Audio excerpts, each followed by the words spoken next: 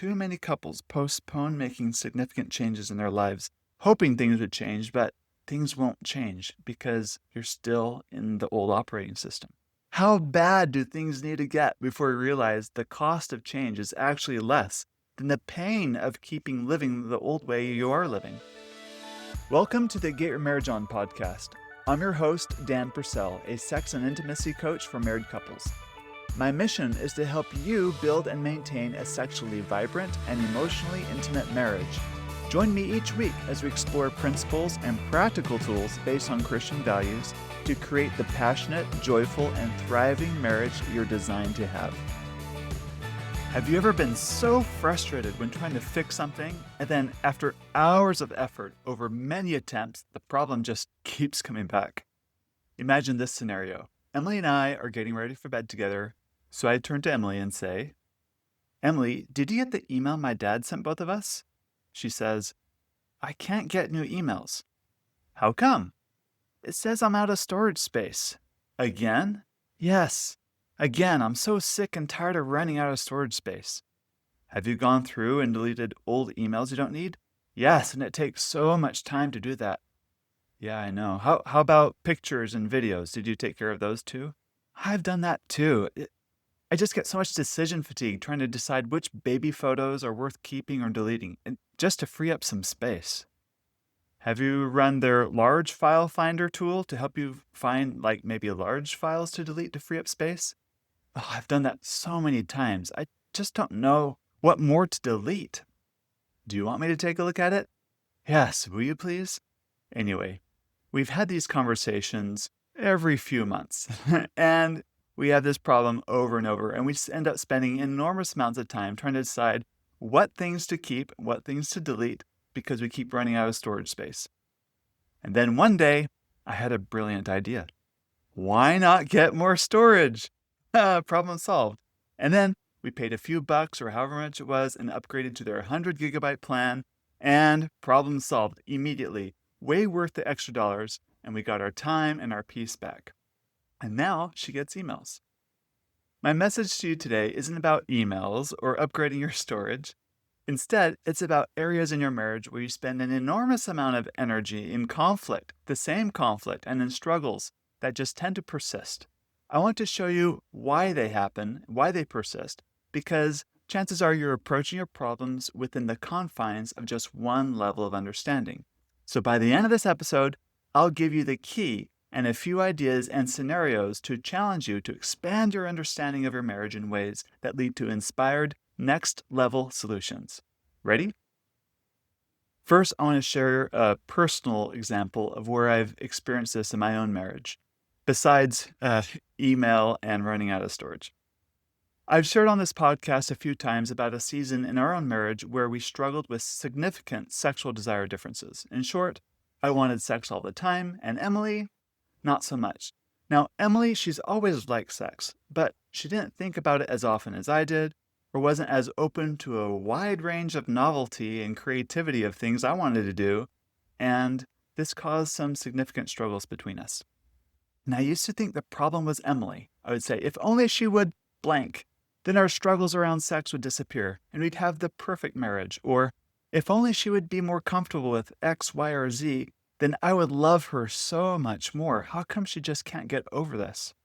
And I'd buy her books, and some of them were quite good, by the way. We bought some online seminars to quote-unquote watch together, aka make sure she watches them, right? Actually, the programs we got were actually quite good, but she'd often fall asleep while watching the videos together. She's a tired mama. And I took it upon myself, by the way, in this season to be a great husband. I wanted to be a good listener. I wanted to be really present with my wife and with my kids. And I invested in the mental load of our busy family. Because I was really secretly hoping that if I did those things, she would, adopt more of these sexual ideas that I had, and it would resolve this conflict in our marriage. I was also secretly hoping that maybe she would have a conversation with a girlfriend, or, she'd read something, or she'd glean something from a retreat that would persuade her to be more open to what I wanted in our marriage. The thing is, sometimes these things would actually work. We'd actually have higher frequency and a few more novel experiences, maybe for a week, sometimes two, and then things would just go back to the old way things were. And I often wondered, why is it like this? I feel like I'm doing all the right things, and how come nothing really sticks or changes in our sexual relationship? And I'd go back again to that same old thought, like, if only Emily would, or if only Emily would catch up to my level, and things like that. Now, I don't think my conflict is anything unusual, very common, but what I didn't realize at the time is I was making what systems theorists call first order changes. And that's a key term we're going to use a lot. It's a first order change. I was doing more or less of the same thing. I was just trying it harder or differently. But the actual system, the way Emily and I related to each other around intimacy in our marriage, that stayed exactly the same. And here was a system at that level of thinking that we were operating within. I viewed myself as a sexually superior one, and her as the one, that needs to catch up to my level. And as long as we both participated in that way of thinking, the confines of that system, where I was the more superior one and she was the one that needed to catch up, no matter what we did, whether we did more of it or less of it, things were going to fundamentally stay the same. We're going to have the same struggles over and over. And it wasn't until I made what's called a second order change, which I'll explain more in a moment, a second order change where we actually changed the marriage system itself, that things actually shifted for us. We no longer had that old argument persist over and over. Let me explain a little bit about first order and second order change, because this is the crux of today's episode. Systems theory became a popular idea among academics and scientists in the 1950s and 60s. A system is where the whole is greater than the sum of its parts. Think about your body. It's a system. You have parts like eyes, legs, arms, a heart, a brain, and various subsystems like digestion and a nervous system. And they all work together to build an incredible system, your body, where the combination of all these things is much more than the individual parts. But it's also why when you stub your toe or have a headache, the whole system suffers. Systems also work because all the parts follow a specific set of principles. The better the underlying principles or laws, the better the overall system can operate. In the 1970s, a group of marriage researchers called the Mental Research Institute in Palo Alto, California, started applying systems theory to marriage and family therapy. The theory is that a marriage is actually a system. The whole is greater than the sum of its parts. And the parts, the people in the marriage, although they work independently, by working together, they create something great. That's the marriage. And conversely, when one part isn't working as well, the whole system suffers too. They also found that in these marriage systems, like all other systems theory, systems follow a certain set of principles or ways of thinking. The researchers were puzzled why some couples in therapy were making lots of changes in their marriage, but nothing would actually get better. They'd keep coming back to the same old arguments over and over. Yet they observed other couples that made a few seemingly small changes, but everything got better and they didn't need to return to their old arguments over and over. So they really buckled down on this research, and they found that the couples that made a few seemingly small changes were upgrading the rules or the principles by which their system in their marriage was operating, while the couples that struggled with the same old challenges over and over didn't really change the fundamental principles of their marriage system. So the researchers then used the terms first order change and second order change when it comes to helping couples overcome their challenges in marriages. First order change is when you do more of something or less of something, but the basic rules of the game stay the same. It's like spending a lot of time deleting or moving files around so you can keep receiving emails because you're at your storage limit, but you're still up against the same storage limit.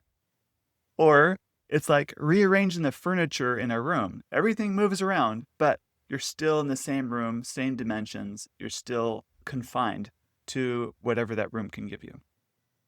Second order change is when you change the rules of the game itself. It's like upgrading the storage capacity of your email, or by knocking down a wall and creating an entirely different space so you can accommodate a different kind of living space in your home. The new system operates by different principles. And here's what makes this so important for your intimate relationship. Most couples I work with are exhausted from first-order changes.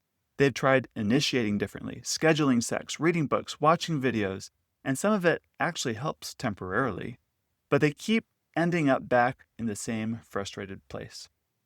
Now, there's nothing wrong with books, videos, scheduling sex, and so on. Those can actually be really good. But if you haven't changed the system, those are the unspoken rules about who is responsible for what sex means in the relationship, how they relate to each other's desires, or how they believe about intimacy and self, nothing will fundamentally improve in the marriage system. The marriage system itself needs to change to actually evolve your marriage into something different. Buckminster Fuller was an American architect, author, and systems theorist, and he explained it this way. You never change things by fighting the existing reality. To change something, build a new model that makes the existing model obsolete. In business jargon, people use the word disruption, like disruptive businesses, disruptive thinking. It's where the new model makes the old one obsolete. It's like the automobile replacing the horse and buggy. In my mind, moving to a second order change doesn't mean you just categorically discard everything you've left behind. Rather, you fulfill it or you expand upon it. Kind of like those Russian nesting dolls. The core is still the same, but you've expanded upon it. Jesus' teaching in his day introduced a second order change for his followers. He upgraded the system relative to the laws and principles espoused by the Jews in his day. He said things like, I want you to give alms, but when you do it in such a way your left hand has no idea what your right hand is doing. Or, the law says not to commit adultery, but I say, don't even allow lustful imaginations in your heart. He was teaching a higher and holier way to live.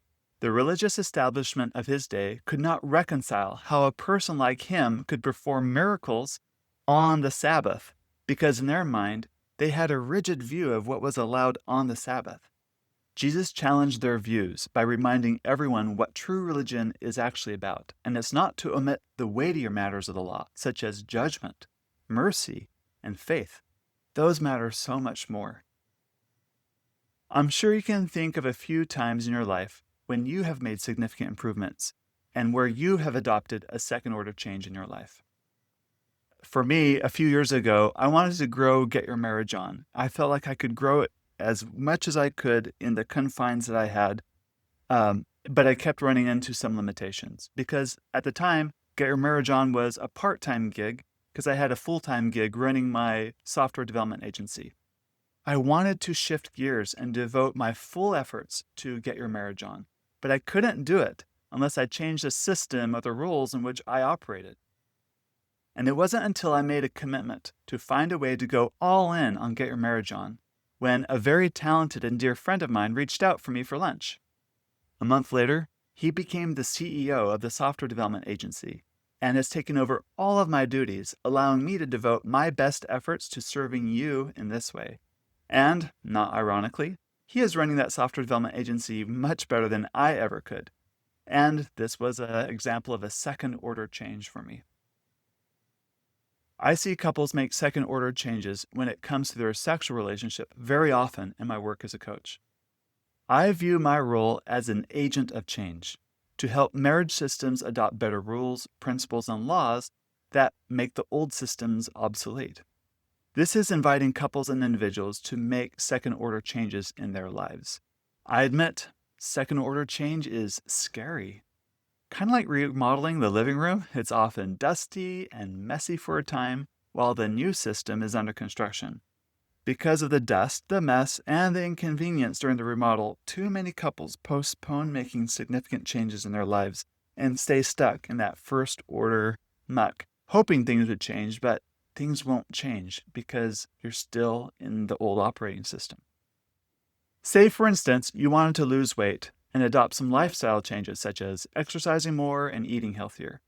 Do you wait until you're 10 pounds, 30 pounds, or 60 pounds over before deciding to make the change? How bad do things need to get before we realize the cost of change is actually less than the pain of keeping living the old way you are living? My friends, life is hard sometimes. Marriage is also hard sometimes, and intimacy and sex in marriage is even harder. However, the more we're willing to look at reality and truth and humbly acknowledge our options in the face of that truth, the hard becomes doable, the suffering is less, and the joy is deeper and fuller. Earlier, I told you about how Emily and I struggled with sexual desire differences for a long time. The second order shift in our marriage that helped us overcome that challenge was when we both stopped playing that game that I was a sexually superior one in our marriage. Once we threw away that old paradigm and adopted a different one, more like this: we're sexual equals. We each bring strengths to this marriage, even if we go about it differently. When we approach things in that way, a lot of our old problems were no longer relevant. We just kind of grew out of those problems. Another example is a couple who are fiercely committed to each other, but he had a high sex drive and hers was less, and it caused friction in their marriage. For him, the longer they went without sex, he could physically feel the tension building up in his body, and he ached for sexual release. He'd essentially turn into the Hulk if he didn't get sex often enough. He would pursue her a lot, and she felt used, so she resisted, which added more to their attention. Because earlier in their marriage, they both decided that they should both work to be available whenever one of them wanted sex. And this understanding was, it was good. It was a good idea. It's like, we will be each other's outlet whenever we need it. And this understanding, though, as the years went by, was partially responsible for her feeling used and often led to having sex out of a sense of obligation for him. And it wasn't about her pleasure and her replenishment. They were both sick of feeling resentful towards each other in their sexual relationship. They would try different things and things would get better, maybe for a week or two, but they just fall right back into the old patterns. One day, they listened to one of my past podcast episodes on the topic of masturbation, which is kind of a touchy subject for some people, pun intended. They were opposed to the idea of masturbation because they felt it was selfish and not quite the way they wanted to use their sexuality. But they were realizing that he was using his wife as his stress ball for release, and that actually wasn't very loving for him. It was actually an unloving use of his sexual energy, and it was actually harming the marriage. So after a long and careful discussion, they agreed to try occasional masturbation as a tool to help ease some of the pent-up tension, with the understanding that it wasn't a replacement for the other, and it wasn't a behavior one would do in secret or in the dark, or as a way of directing sexual energy away from the marriage. It felt risky for them, by the way, to allow something they thought was wrong. They were afraid that it would be a slippery slope and lead to other harmful behaviors in their marriage. But they agreed to try it and communicate about their experience and just take it a week at a time. Now, fast forward a few weeks. He was no longer an ogre or the Hulk, and she felt a huge release from a sense of obligation. And their sexual encounters were less rushed, they were more replenishing and pleasurable for both of them. The second order change for them meant rewriting some of the old rules and principles that weren't serving them anymore and replacing them or expanding upon them with better rules and better principles that actually did serve them in their marriage. Now, please don't misunderstand me. I'm not saying that masturbation is a solution for sexual struggles in your marriage. Now, masturbation might help, but it also might not help. It entirely depends on the system of rules that your marriage is operating on. My point in sharing this story is to encourage you to courageously examine the ways you operate as a couple and to get clarity and truth on the table. What is serving both of you and what is not serving both of you, and have a discussion about it. Let me conclude with one more short example. A few weeks ago, I had Robert and Letitia as guests on the podcast to share their story and inspiring journey with you. So if you listen to that podcast episode with Robert and Letitia, they both introduced second order change into their marriage when they learned that they weren't actually responsible for the other person's emotional state. This required each of them to take more personal responsibility for their own emotions, which isn't always easy to do, by the way, and also give the other person space to have their own feelings without necessarily being in reaction to them all the time, which also isn't easy.